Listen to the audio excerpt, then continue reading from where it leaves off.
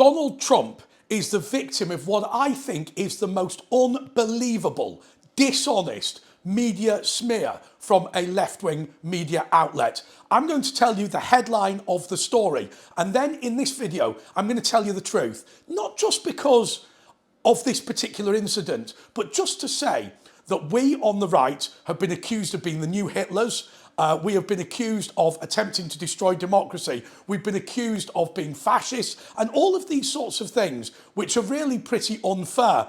And the reason people believe it about people like me, about people like Farage, about people like Rupert Lowe and Donald Trump, is because of the dishonesty of a media class which is determined to run our country and indeed the United States of America into the ground. So the story, I will give you the headline.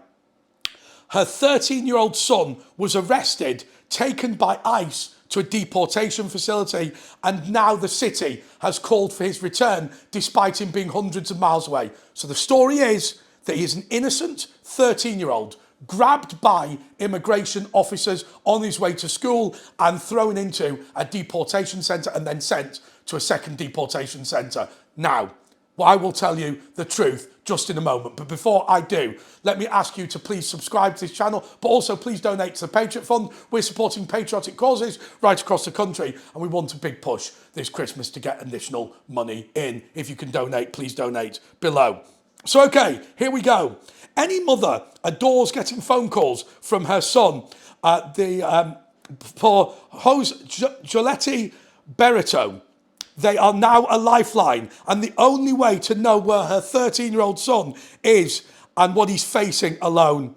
I only talk to him, never to any official who could explain what's going on in this place and what's happening, Berto told CNN, speaking in Portuguese. Last Thursday, she was called by police in Everett, Massachusetts, a Boston suburb, who said that her son Arthur had been arrested and that she needed to pick him up.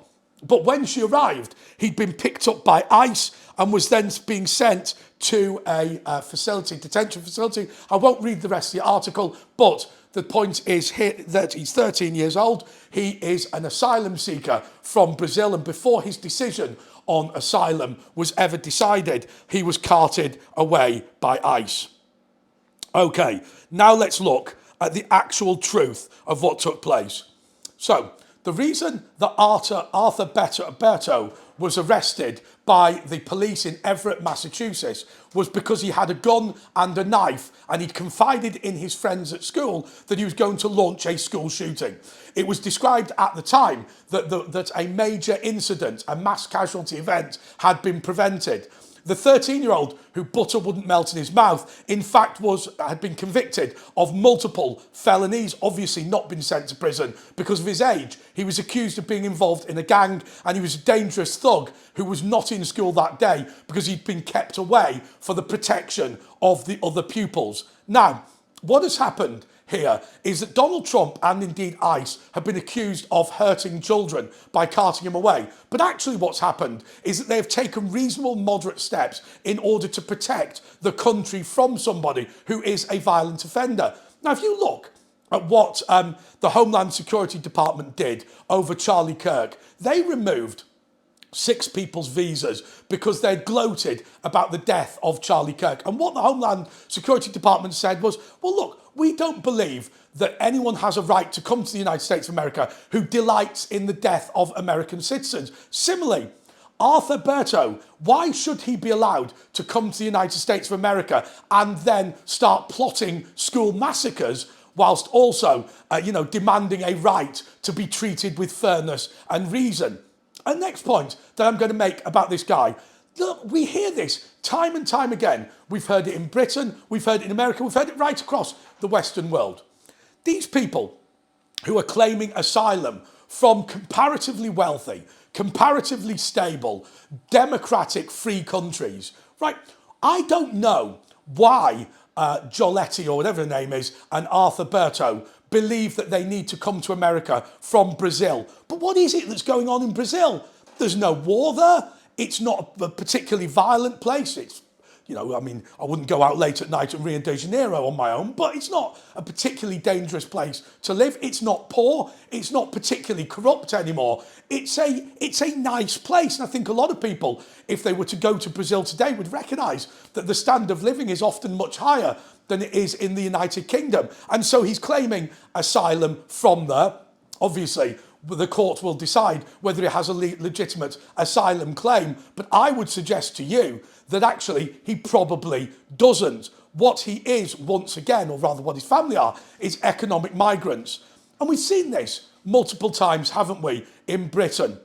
We live in a world where we prioritise rights over responsibilities. Everybody knows what their rights are, but nobody knows what their responsibilities are. I was watching The Rest is Politics, and Baroness Hale was talking about the deportations in the United States of America and claiming that Donald Trump was like Hitler and he was a Nazi and all this sort of thing. And she was saying, these people have a right to be in America. Well, okay, but what about her responsibility to protect the country as a judge? What about the responsibility of the American government? Because what happens in Britain is we constantly enforce people's rights, but we never, ever think about the responsible way forward. And what that results in is where we are in Britain, where a man ran over an 8-year-old and wasn't deported. I didn't have a driving licence, ran over an 8-year-old, drove off, and then we decided to allow him to stay in the country, give him a council house, give him benefits for life, because his cat would be sad about him leaving. And so what's happened is the court looks at this and says the right of the cat is more important than the right of the human British child. And why is that? Is it because they've balanced the cat and the human? No, it's not.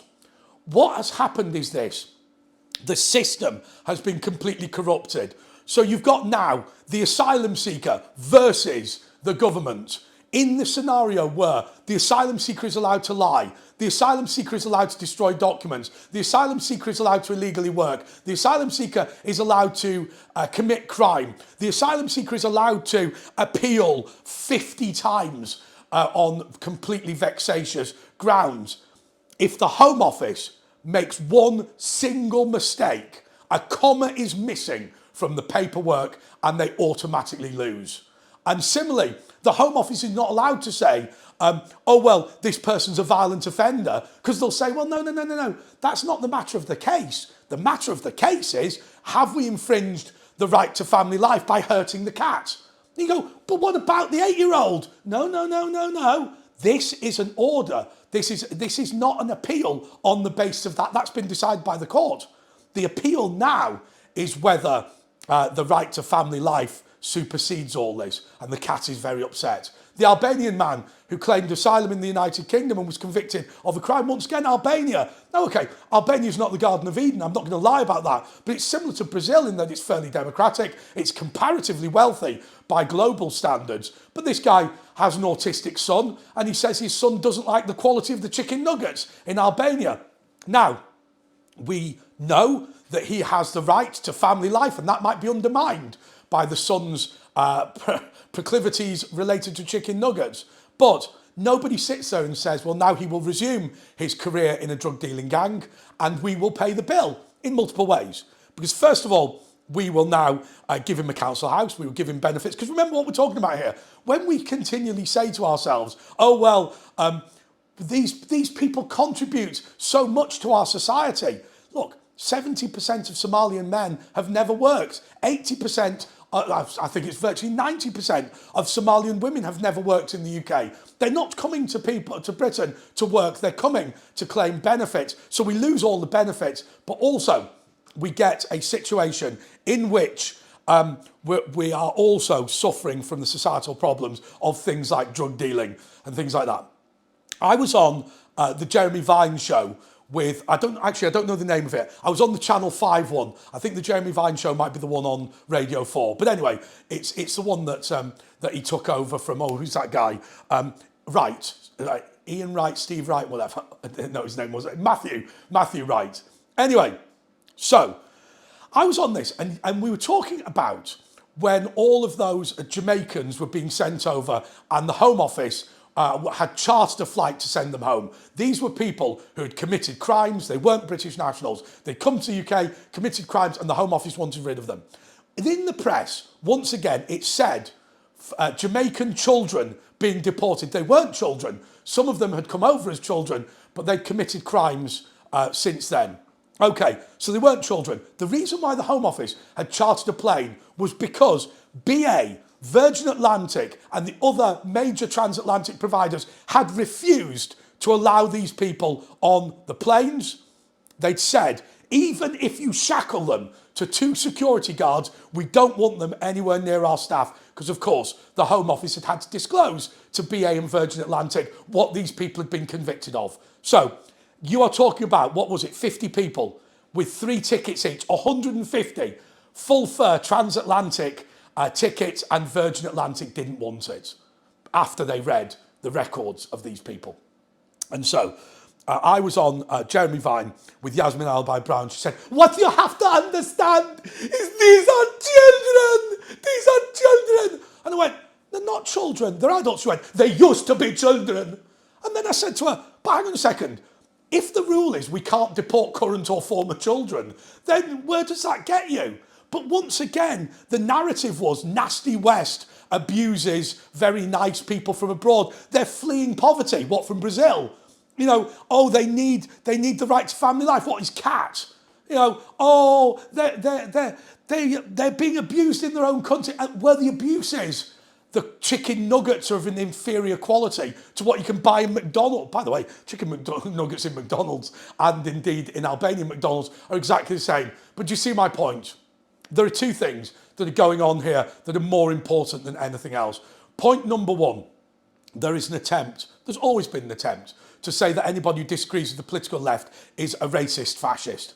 But moreover, there's also an attempt to vilify the whole procedure. But then what there are people masquerading as journalists, masquerading as judges, when actually they're just political activists. I saw the ludicrous situation in the court with Ezra Levant when he was tweeting about Tommy Robinson. Now, whatever you think of rebel media as the left, it clearly is a media outlet. The man had flown an ocean to cover the Tommy Robinson story, and the reality is Ezra Levant has been more honest about Tommy Robinson than anyone.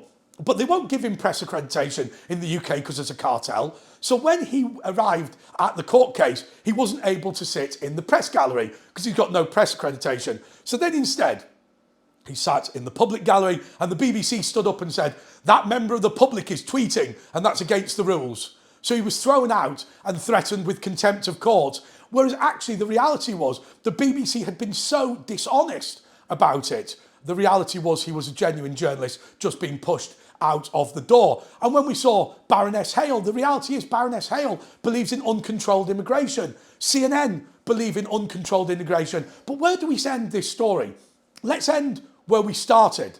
The police in Everett intervened to prevent a mass school shooting, and CNN are accusing them of racism and fascism for doing it. The system has brought to the country a young man who is clearly going to be an extremely dangerous member of the South American drug dealing gangs in the fullness of time. I would suggest to you, anybody attempting to go into a school with a handgun and a machete is a dangerous, dangerous, dangerous individual. And so what we've done in America and what we've done in Britain is we've prioritised this desire to have uncontrolled immigration over anything.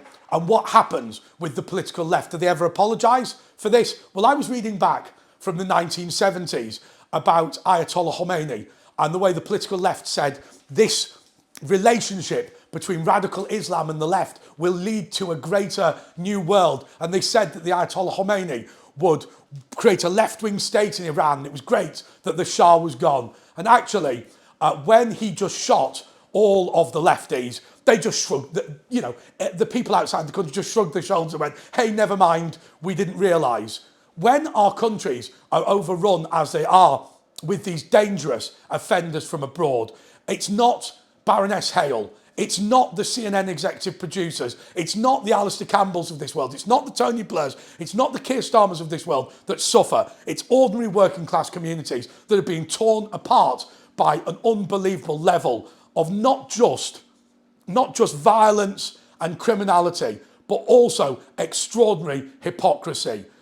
It is your duty, therefore, to accept a foreign sex offender on your street. You should be thanking multicultural society for the rape of your daughter. And you should be saying more than anything else that the right of a 13-year-old to come over to claim benefits in the United States of America must be superior to the rights of the children of Everett to have a safe school environment. Please do donate to the Patriot Fund. The link is below. Until next time, goodbye.